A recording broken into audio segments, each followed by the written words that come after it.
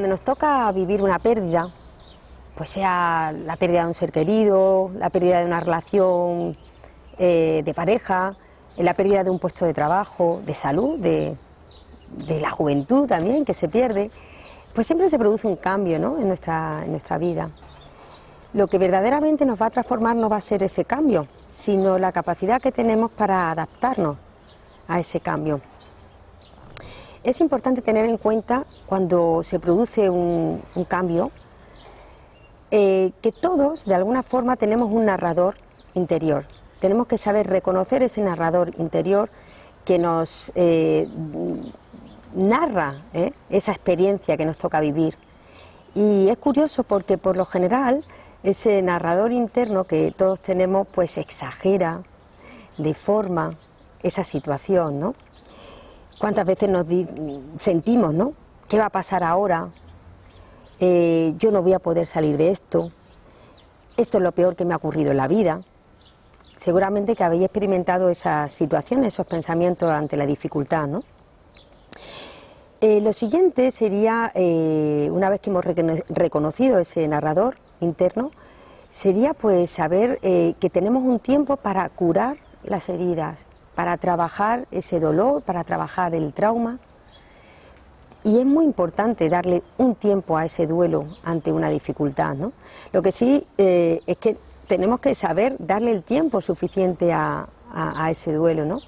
Si tenemos que llorar, pues lloraremos. Si tenemos que despotricar de nuestro jefe, de nuestro ex, de nuestra ex, o incluso reprocharle a Dios, ¿no?, ¿por qué me ha pasado a mí esto?, ¿no? Pues vamos a hacerlo, pero lo importante es no caer dentro de ese círculo de pensamientos incontrolados, de pensamientos compulsivos, repetitivos, que de alguna manera pues nos aleja, ¿no?, de lo que es la esencia de la vida. Además, esa caída en una serie de pensamientos de baja energía y de bajo nivel de comprensión nos hace ver que es imposible la comprensión y la aceptación de cualquier dificultad. ¿Cuántas veces, pues seguramente la vida que sacude, y a veces sacude fuerte, habéis vivido situaciones en las que os pensáis que vuestro problema es el problema más grande del mundo, que nadie puede vivirlo, incluso os sentís abandonados, incomprendidos, nadie os entiende? Y esa forma de caer en ese estado energético bajo nos hace alejarnos mucho, pues, de la posibilidad de poder entender y de poder ver y superar en los momentos duros, ¿no? Yo desde hace un tiempo para acá, pues, no sé, he tenido como la sensación de escuchar una vocecilla interior, una voz que yo le llamo la intuición, y que de alguna manera pues me han ayudado a salir adelante, ¿no? Era una voz que me he dejado guiar, en la que me decía: todo va a salir bien. Seguramente que eso ha pasado en alguna ocasión, ¿no? Sí, es verdad que no me ha solucionado nunca el problema, pero sí me ha dado una capacidad enorme para poder ver el problema desde una perspectiva positiva, ¿no? Y desde esa perspectiva positiva he sido capaz de sacar cosas muy buenas de lo que me estaba ocurriendo. Descubrí además que las personas que me lo iban poniendo difícil, o las situaciones que más me podían confrontar, en realidad pues no eran malas personas, ni eran malos eventos, sino precisamente grandes entrenadores en mi vida. Y para ello es muy importante, ¿no?, ser conscientes de que somos vulnerables. La vulnerabilidad lo cambia todo. Está claro que todos tenemos que hacer lo que está en nuestras manos, ¿no?, pero llega un momento en el que no hay nada más que hacer, y llega el momento de la rendición, ¿no?, un momento en el que, bueno, pues te das cuenta que te tienes que dejar llevar por la vida, fluir con la vida y confiar, ¿no? Y hay que tener muy claro que el universo no está confabulado contra nosotros, que el universo no está para hacernos las cosas difíciles y para ponernos las complicadas. Está claro que hay un plan pedagógico detrás de todo el sufrimiento que nos toque vivir.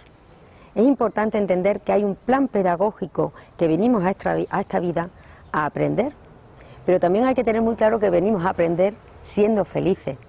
No podemos caer, volvemos a decir, en el círculo de la negatividad.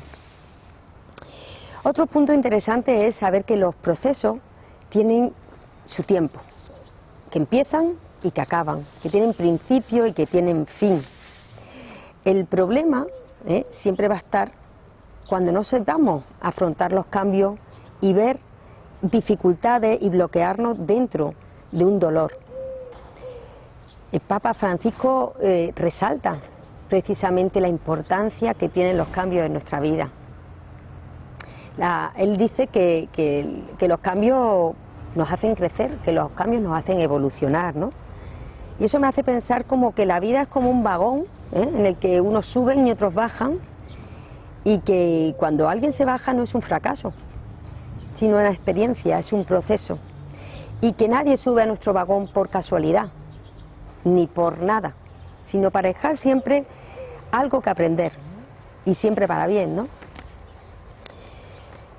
En ciertos momentos pues la vida improvisa y nos desordena y como he dicho al principio, ¿no?, nos atiza, ¿no? Y llegan los mal llamados fracasos. Y le llamo mal llamados fracasos porque nos pueden pillar en momentos muy bajitos en los que nuestro único recurso sea la autocompasión. Nos autocompadecemos de nosotros, de ¿por qué me ha pasado esto? Yo no merecía que me echaran después de tantos años en ese puesto. Y acabamos cayendo en la cultura del reproche, en la cultura de la queja, en la cultura pues del lamento, ¿no?, que lo único que hace, pues insisto, es alejarnos de encontrar la esencia de la vida. Eso además nos ayuda de alguna manera a tener una falta de comprensión y unos bajos niveles de pensamiento muy movidos por nuestro propio ego. A mí, ¿por qué me van a hacer esto? Y muy movidos por nuestro miedo, ¿ahora qué va a pasar?, ¿no? Cuando caemos en ese estado de autocompasión es muy importante, a mí por lo menos me ayuda mucho recordar pues cuando éramos niños. ¿Quién no ha tenido sueños cuando era niño? ¿Recordáis cuántas cosas habéis perdido a lo largo del camino? De ese camino que habéis ido recorriendo en ese vagón, porque os han pasado cosas buenas, os han pasado cosas malas, y hemos perdido ilusiones. Es muy bonito reconectar en cualquier momento de la vida con nuestro niño interior. Es muy bonito reconectar con, bueno, ¿os acordáis cómo os enfrentabais al miedo cuando erais niños? ¿Dónde refugiabais cuando teníais miedo? Y cómo de alguna manera esos sueños que nos hacían vivir dentro de una ilusión se convirtieron con el paso de los años en desilusiones. Yo siempre insisto, ¿no?, cuando tenemos un problema no tenemos que buscar ahí fuera, sino tenemos que buscar qué es lo que yo me estoy resistiendo, que no soy capaz de aceptar. Esa es la clave, qué es lo que yo no acepto. ¿Cuántas veces os habéis levantado esas mañanas que os habéis encontrado especialmente altos de ánimo? Habéis visto que ese día, pues especialmente el desayuno estaba exquisito, la ducha os sienta maravillosamente y os veis estupendos delante del espejo y os queréis comer el mundo y salís para el trabajo a lo mejor andando y el sol brilla pues como hoy, o si vais en coche seguramente que no encontráis nada de tráfico y curiosamente llegáis a la oficina llenos de energía y ese trabajo que os quedó ahí a media y que no sabíais si iba a salir adelante y se quedó atascado, curiosamente recibís un email cuando abrís vuestro ordenador y se ha arreglado todo y tenéis esa sensación como que fluís con la vida, que estáis flotando en el mundo, y al cabo de 2 horas de estar en ese estado de paz y de tranquilidad, recibís una noticia de 30 segundos. Y esa noticia de 30 segundos, de alguna manera, te dicen algo que consideras súper injusto.